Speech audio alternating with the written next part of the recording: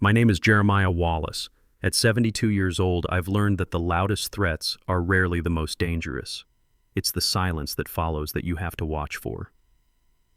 My son-in-law Brandon gave me a choice: act as a servant in the home I built with my own hands, or leave. My daughter, my only child, Alicia, stood right beside him and said nothing. The silence in that moment was deafening. So I smiled, packed a single suitcase, and walked out the front door. They thought they were getting rid of a tired old man. They had no idea they had just activated a plan my late wife Diane put in motion 5 years ago. Before we continue, I'd love to know where you're listening from. Let me know in the comments below, and please consider liking this video and subscribing if you believe in standing up for your own legacy. The three of us sat at the dinner table, the one I built from a single slab of oak the year Alicia was born. The clink of Brandon's fork against his plate was sharp, impatient. He was talking about his latest real estate venture using words like disruption and leveraging assets. I just listened, feeling the solid weight of the wood beneath my elbows. This house, it holds more than just memories. It holds the echo of my wife Diane's laughter, the scent of sawdust from my workshop, the very foundation of our lives. I moved in with them after Diane passed. Alicia had insisted. "We need to take care of you, Daddy," she'd said. But over the last year, taking care of me had started to feel a lot like managing an inconvenient piece of furniture. Brandon gestured with his knife. "It's a different world now, Jerry. You can't just build your way to success anymore. It's all about vision, about seeing the whole board." He looked at me, a flicker of pity in his eyes. He saw a man who worked with his hands, not his head. He had no idea that my hands remember every joint, every nail, every secret this house holds. My daughter Alicia just offered everyone more mashed potatoes. That was her way now. Filling the silence with small, meaningless things to avoid the cracks that were forming right under our feet. I kept my gaze on my plate, but I could feel the grain of the table, the story of the tree it came from. Every man builds a legacy. Brandon thought his was made of spreadsheets and contracts. He was about to find out mine was built of something far more permanent. After dinner, we moved to the living room. Brandon stood by the fireplace holding his wine glass like a trophy. He cleared his throat and the air thickened. This was his stage. "So," he began, "next Friday we're hosting a little mixer here. Some very important investors are flying in. This is the deal that could put us on a whole new level." He didn't ask, he announced. His eyes scanned the room he now considered his, and they landed on the coffee table in the center. I made that table the year Diane and I were married. Carved a small hidden heart on the underside of it. Brandon pointed with his glass. "That coffee table. It's beautiful, Jerry, really. Great craftsmanship." He paused, letting the compliment hang in the air before poisoning it. "But it's a bit rustic for the vibe we're going for. We'll need to move it to the garage for the night." He said it so casually, as if he were talking about a misplaced magazine. He wanted to hide a piece of my history, a piece of my heart, to make room for his ambition. Alicia shifted uncomfortably on the sofa, but she stayed quiet. I just nodded, feeling nothing on the outside. But on the inside, I felt a lock click into place. It was the sound of a door closing, a door I didn't even realize was still open. I looked at the table, at the faint scratches and water rings that told the story of a lifetime, and I knew this wasn't about a piece of furniture anymore. This was about everything. And the worst part of the evening hadn't even begun. The next morning, the smell of cedar and sawdust in my workshop was my only comfort. This small space behind the house was my sanctuary, the one place Brandon hadn't tried to redesign. My tools hung on the walls, each in its proper place, a history of a life spent creating. I was running my hand over the half-finished frame of a rocking chair when the shadow fell over the doorway. It was Brandon. Alicia hovered a few steps behind him, a nervous ghost in her own backyard. Brandon walked in like he owned the place, his expensive leather shoes out of place on the dusty concrete floor. He didn't waste time with pleasantries. He never did. "Jerry," he started, his voice smooth and practiced, the one he used for business. "Alicia and I were talking, and we think we found a way for you to be a part of the big night." I stayed silent, my hand resting on the curved wood of the chair. He took my silence as an invitation to continue. "We need the event to feel seamless, professional. We'd like you to help out. Wear a white shirt, black pants, maybe help the bartender with drinks, make sure the guests have what they need." He smiled as if offering me a great honor. I finally turned to look at him, then at my daughter.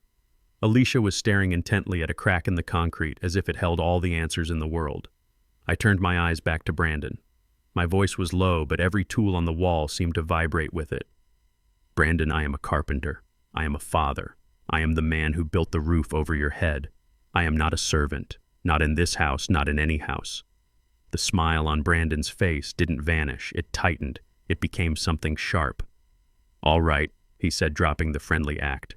Let's make it simple then. The investors are coming. We need this to be perfect.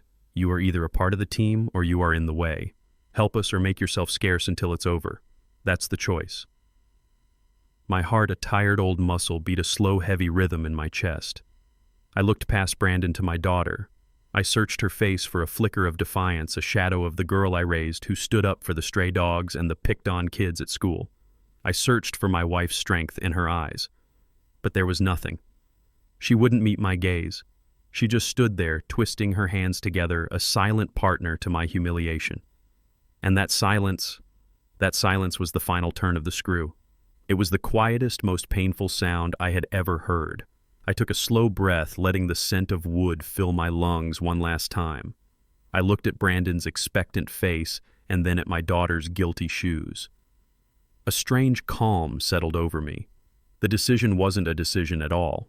It was an answer that had been waiting for a question. I gave a small, slow nod. I understand, I said. The two words hung in the air and I could see Brandon relax, a smug little smirk playing on his lips. He thought he'd won. He thought he'd broken me. I turned away from them and walked out of my workshop, leaving the rocking chair unfinished. I walked across the lawn, my footsteps steady. Inside the house, I went straight upstairs to my room. There was no anger in my movements. Anger was a storm, loud and messy. This was something different. This was the cold, quiet pressure that builds deep in the earth before it moves mountains. I opened my closet and took out the old leather suitcase Diane and I had used on our honeymoon. I folded my shirts, my pants, my sweaters, placing each one inside with deliberate care. I picked up the silver frame photo of Diane from my nightstand. Her smile seemed to understand everything. I ran my thumb over the glass, a silent conversation between just the two of us. I didn't pack the photo. Her memory wasn't something I needed to carry. It was a part of me. Last, I walked to the closet and pulled out the one thing that mattered most, a thick leather-bound folder heavy with paper and purpose. I placed it gently on top of my clothes and closed the suitcase. The clicks of the latches were loud in the quiet room. I walked downstairs. They were in the living room, talking in low voices, probably planning the party. They stopped when they saw me with the suitcase in my hand. Brandon's smirk returned, thinking I was just making a dramatic show before coming to my senses. Alicia just looked pale, her eyes wide with a confusion she was too weak to voice. I didn't look at them. I didn't say a word. I walked past the coffee table they wanted to hide, past the fireplace where I'd told Alicia bedtime stories, and I went straight to the front door. The door I had hung myself, making sure it would never creak. It opened smoothly, and I stepped out into the afternoon sun. The door clicked shut behind me, a solid, final sound. They thought they had given me an ultimatum. They didn't realize they had just given me permission to begin. The motel room was clean, quiet, and had no memory. The walls were a pale, forgettable beige. The air conditioner hummed a low, steady note. It was the perfect place to disappear. I placed my old suitcase on the luggage rack, but I didn't open it to get my clothes. I reached inside and took out the only thing that mattered. Then I sat on the edge of the stiff bed, pulled my phone from my pocket, and held the power button down until the screen went black. The silence that followed was different from the silence in my daughter's house. This silence was mine. It was a tool. I moved to the small desk by the window, switched on the lamp, and laid the heavy leather folder on the worn surface. The spine of it was soft from age. On the front, in faded gold lettering, was one word: Diane. My wife was a planner. I built things with my hands, but she built worlds with her mind. She saw the whole structure while I was still measuring the first board. Opening the folder felt like having a conversation with her. The first page was a hand-drawn blueprint of our house, her handwriting elegant and precise in the margins. Tucked behind it were older, more brittle papers, photographs from the 1930s, showing my grandfather, a proud man in overalls, raising the first walls of the house with his own crew. There were newspaper clippings, land deeds, and pages upon pages of handwritten notes.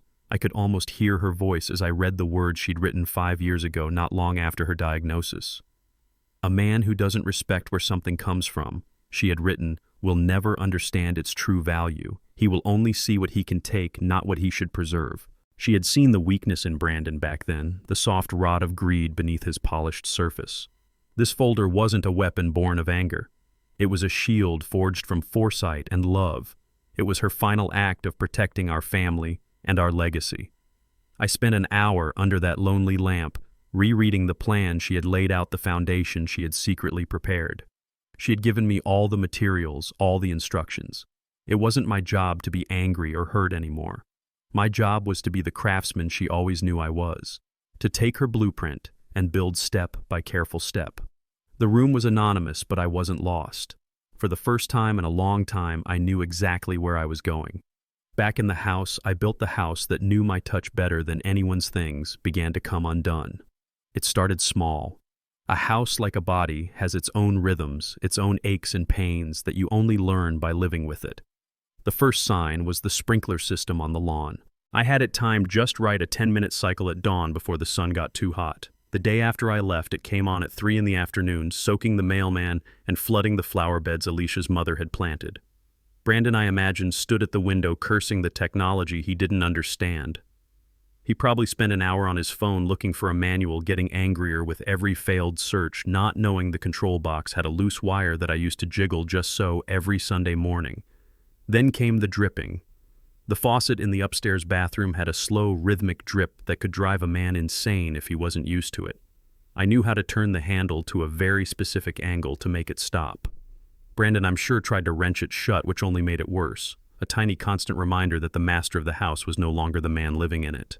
Alicia started calling on the second day. The first call was probably out of a sense of duty. The fifth was laced with irritation. By the 10th, I could imagine the sound of her voice tight with a worry she wouldn't want to name. She wasn't worried about me. Not yet. She was worried about the smooth running of her life. She was worried about the party.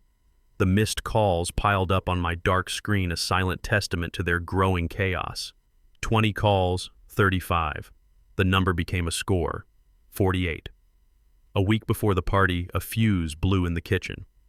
It was the old fuse that controlled the outlets for the refrigerator and the microwave. I kept a spare in the utility closet in a small tin box labeled fuses. Brandon probably went to the circuit breaker in the basement, flipping switches with increasing frustration, unable to understand why half the kitchen was dead while the other half was fine. I can almost picture him standing in the dark kitchen, the beam of his expensive smartphone flashlight cutting through the gloom, feeling utterly powerless. He was a man who moved millions of dollars with a click, but he couldn't make the refrigerator hum again. The caterers called, needing to confirm details. The florist needed to know where to set up. Every question, every small logistical problem became a fresh wave of stress. These were all things they had assumed I would handle, or at least be present for, the silent, reliable engine in the background of their lives. Now the engine was gone. The house was no longer a stage for their ambitions. It was becoming what it had always been beneath the surface, a complex organism of wood wire and pipe, an old friend of mine that refused to cooperate with strangers. The chaos wasn't loud.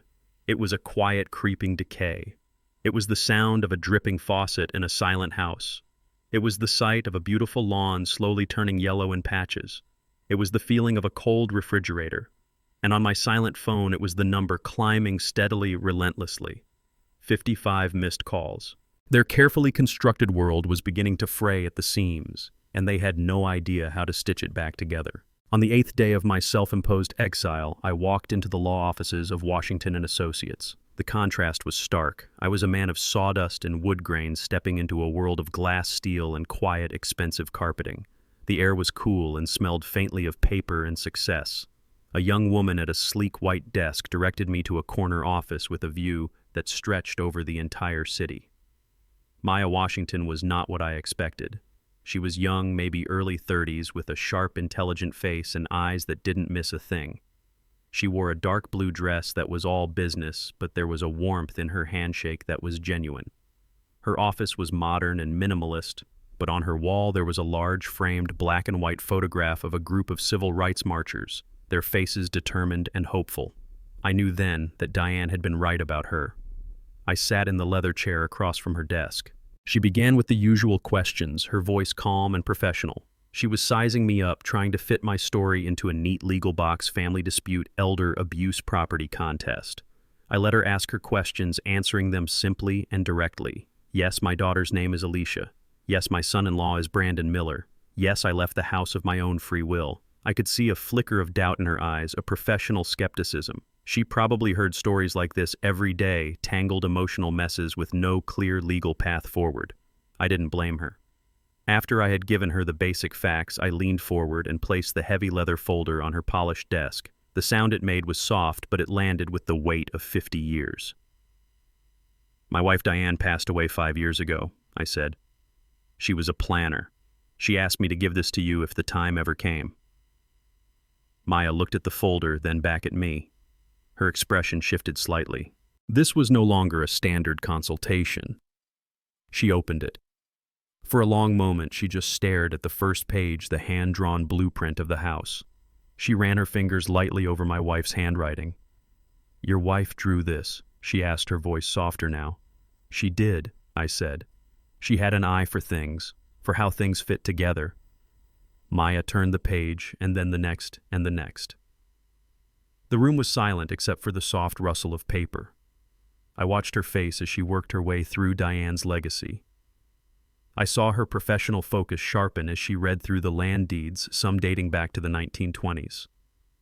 I saw her brow furrow in concentration as she examined the photographs of my grandfather and his crew, their faces proud and serious as they stood before the half-finished frame of the house.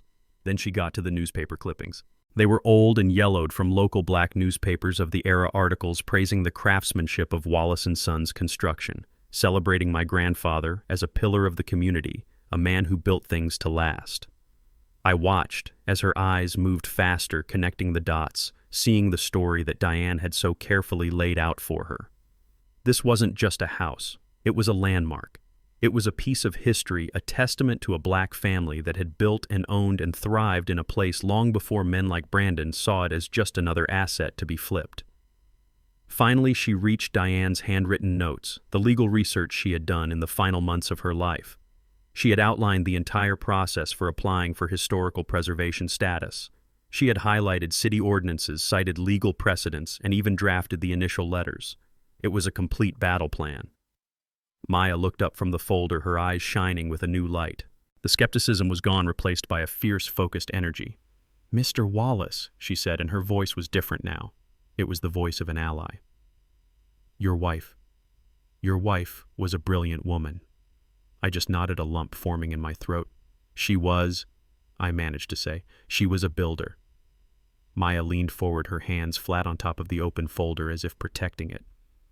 "This is more than a property dispute," she said, her words coming faster now. "This is a preservation case. This is a legacy case. With this evidence, with this story, we don't just have a chance. We have a moral imperative." She explained the legal strategy building on the foundation Diane had laid. The first step was the application to the city's Historical Preservation Committee. She talked about legal injunctions and property liens. The words were complex, but the meaning was simple. We were going to build a fortress of paper and law around that house, a fortress that Brandon's money couldn't possibly break through. For the first time, she smiled. It was a real smile, sharp and determined. "He thinks he's in a real estate battle," she said.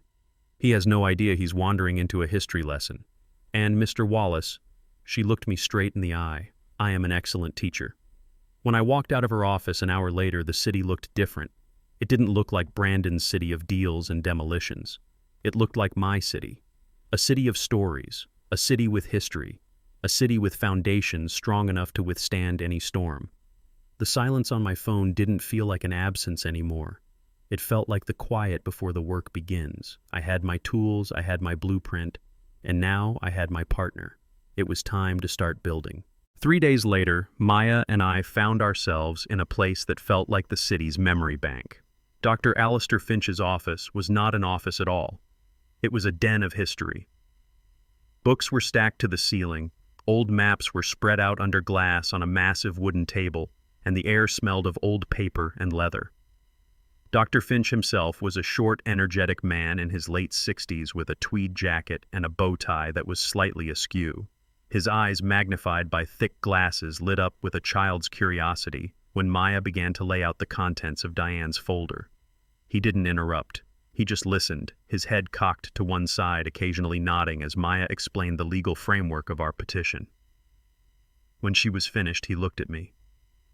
"And you, Mr. Wallace," he said, his voice raspy but kind. "You grew up in this house." I told him I did. I told him about my father and my grandfather before him. I pushed the old black and white photographs across the table toward him. He picked one up with a surprising gentleness, a photo of my grandfather and his crew. "Wallace and Sons," he whispered, more to himself than to us. Of course, I should have made the connection. He looked up at me, his eyes wide with discovery. "Mr. Wallace, your grandfather wasn't just a builder, he was an artist. There are maybe 5-6 buildings left in this city that still have his signature joinery work. He never used a single nail in his structural beams. It was all mortise and tenon perfectly fitted. It was a technique he brought with him from the Carolinas. People called it the Wallace lock. It was said a house built by your grandfather could withstand a hurricane." My own breath caught in my chest. I had always known my grandfather was a good carpenter, but I had never understood the depth of his legacy. It was a family story, not a piece of history. Dr. Finch stood up and shuffled over to a large, flat filing cabinet. He pulled open a wide drawer and carefully lifted out a massive leather-bound ledger. He laid it on the table and opened it. It was a city planning ledger from 1931.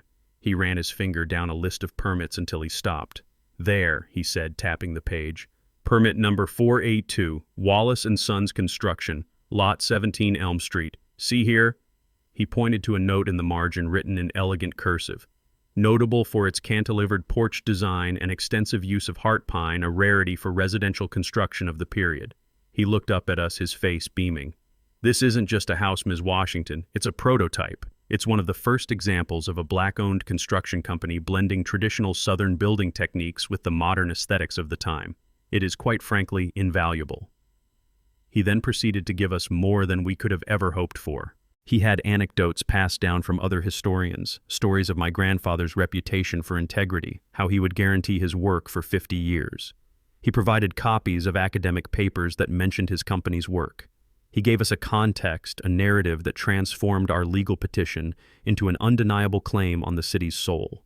He was giving us the words to describe what I had always felt in my bones, that the house was more than wood and nails. It was a living thing imbued with the spirit of the men who built it. As we packed up Diane's folder, now much thicker with the documents Dr. Finch had given us, he placed a hand on my arm. "Your son-in-law," he said, his voice now serious. "He doesn't want to tear down a house. He wants to erase a history. We cannot let that happen." Leaving his office, the city air felt different again. I wasn't just fighting for my home anymore. I was fighting for my grandfather's name. I was fighting for the story of the Wallace lock, for the strength in those beams, for the quiet dignity of building something meant to last. Brandon thought he was buying property. He had no idea he was picking a fight with history itself. And history, I was learning, had very deep roots. I wasn't there to see it, of course, but I can picture the scene as clearly as if I had built it myself.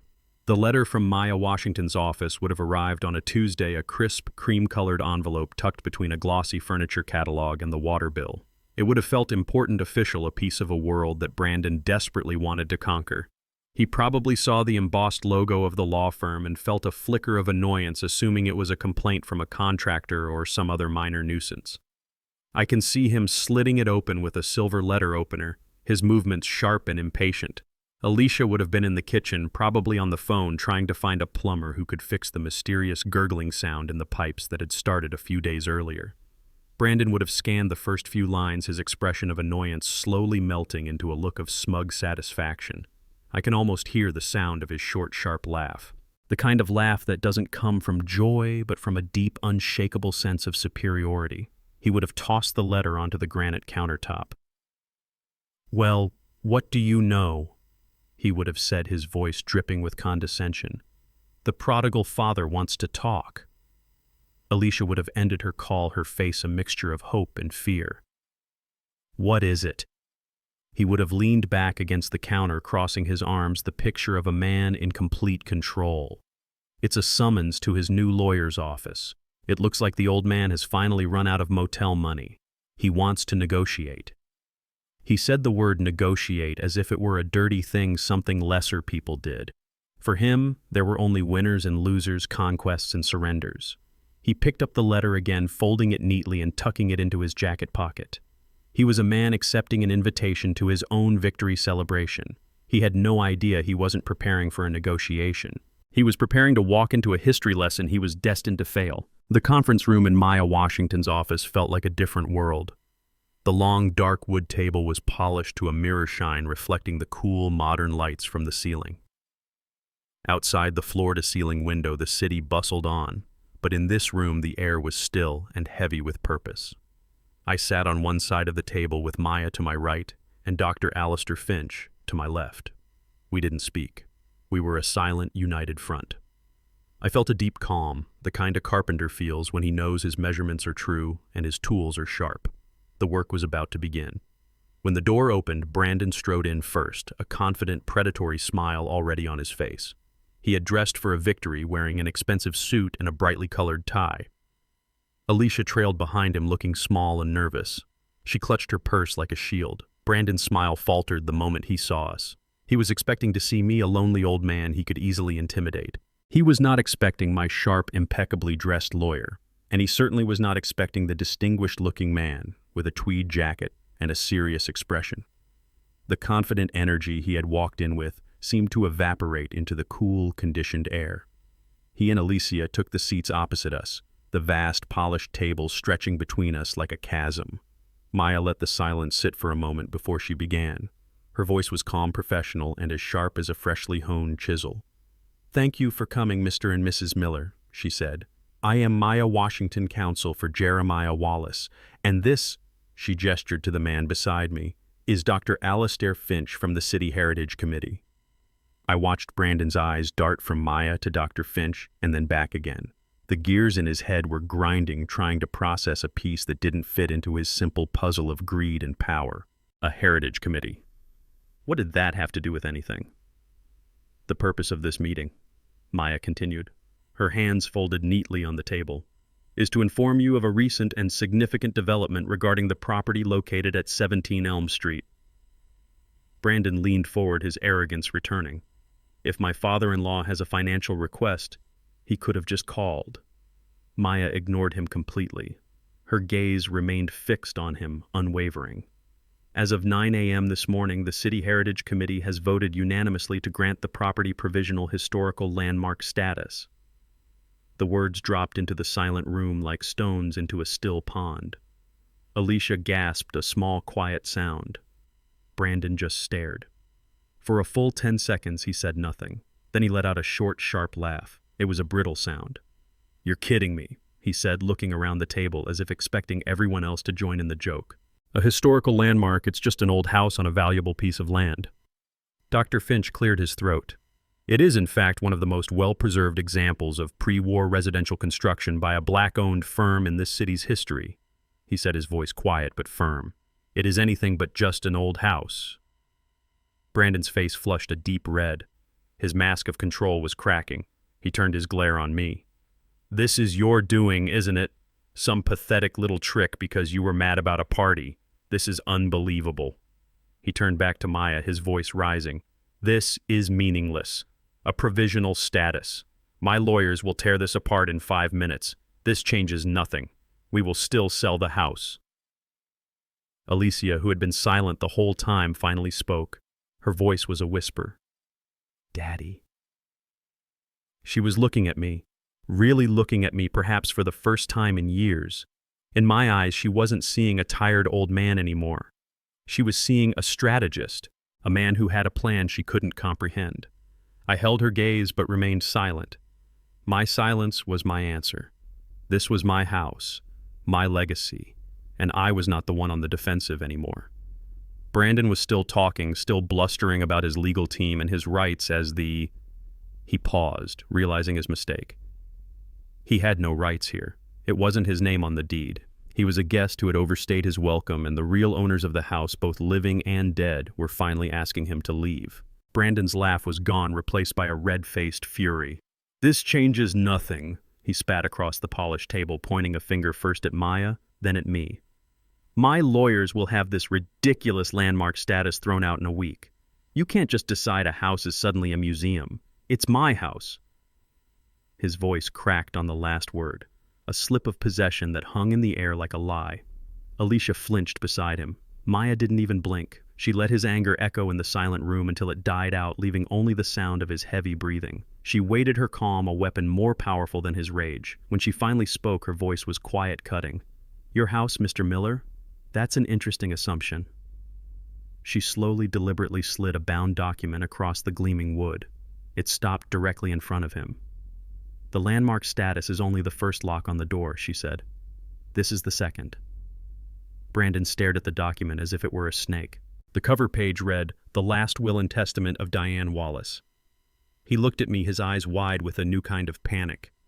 "What is this?" he demanded. "You have no right."